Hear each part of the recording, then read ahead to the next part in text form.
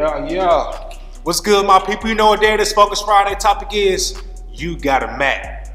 In John chapter 5, it's a lot to talk about that I can't talk about in 5 minutes. So I'm gonna talk about what stood out to me.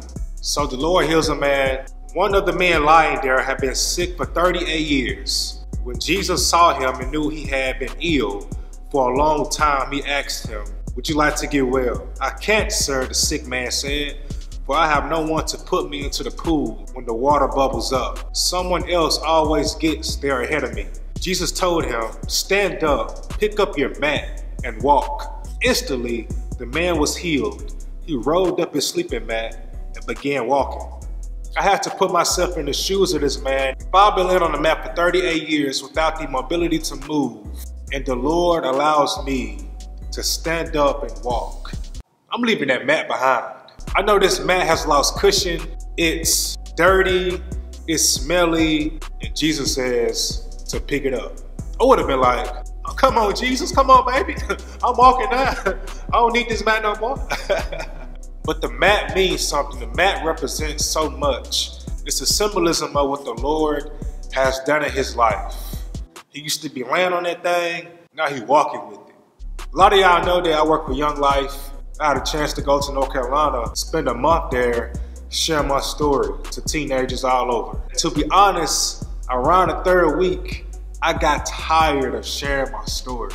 No one likes diving back in their past. The goal is to escape your past, right? But I realized that God reminds us to be reminded of our mat/story. It doesn't define us, but it gives him glory because it represents what he has brought us through. As a person of influence on social media now, it's so tempting to display like you have it all together all the time. We try so hard to look perfect and look official, but in reality, we got some mats laying around. God doesn't want to use people that act like they have it all together.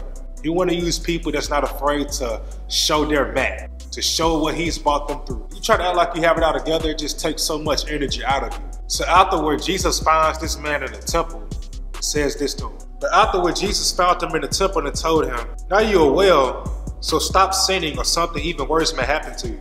What did he do? Stop sinning? I was wondering, did he go to the club the night before or something? Hey, I'm walking out, finna turn up. Maybe he put his mat down, somewhere. Maybe he wanted to escape his past. When you forget your mat, you forget your Lord. I got into a wreck a while ago. My bumper was jacked up. And I was riding my broken bumper for a few days before I got it fixed.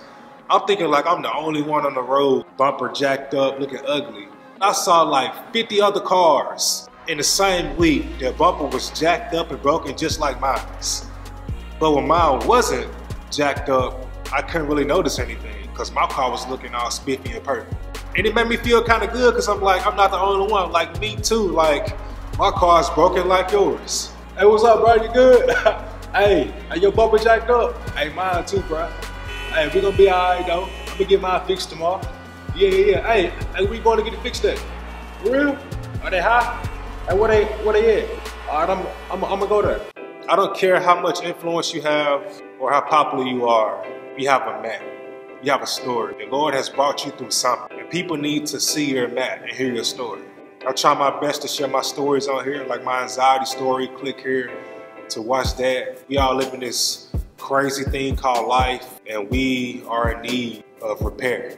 I pray that people don't see me as a perfect person. I know that I can inspire people, but I'm not perfect. I'm broken, I mess up, I sin, I fall. I have a mat, plenty of mats that God has allowed me to pick up and walk with.